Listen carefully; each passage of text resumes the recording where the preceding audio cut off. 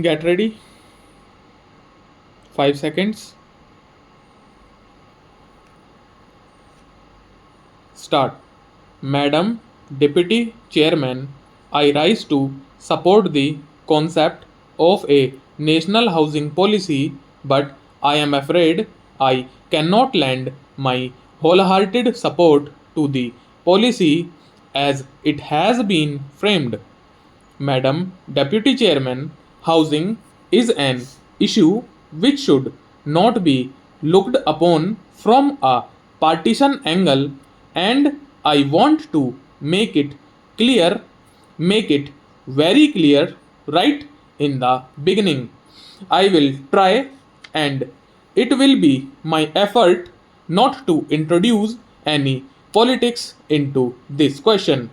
I want members of both the sides to rise above petty partisan considerations and discussions. This fundamental question, this basic issue in which spirit in which this house should discuss it. Having said this, madam, I would like to state in the beginning that I am extremely disappointed by the manner in which this document has been drafted and presented to the House. I must confess to this disappointment truly and genuinely. This is an effort on the part of the government to evolve a national housing policy, and it is not a shelter policy. There is a wide difference between shelter and housing, and this is something which has to be clearly understood. Housing constitutes a physical matrix in which human interaction occurs. The houses that people live in touch upon almost every facet of their life and of the society as a whole.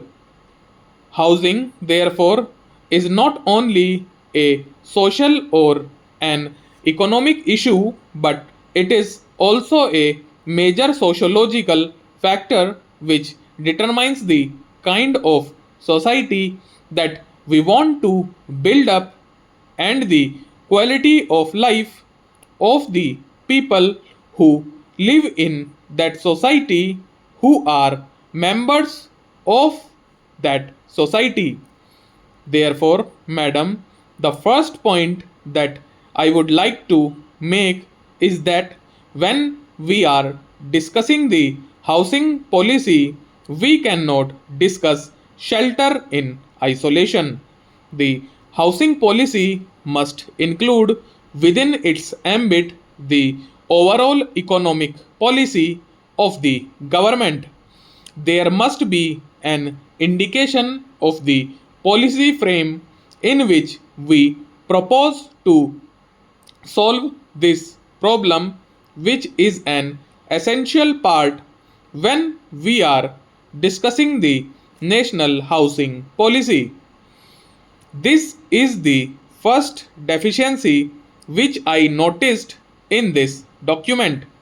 It does not deal with the policy frame, the economic policy frame in which we propose to tackle this problem.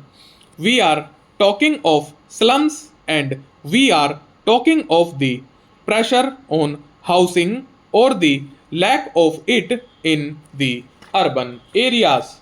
Now, can we talk about it without discussing the shift of population from the rural to the urban areas?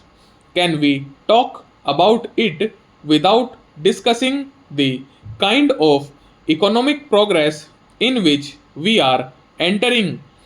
I am sure that the Honorable Minister is aware of this position, that the Honorable members of this House are aware of this position, that in the last few years there has been a tremendous growth in the service sector of our economy.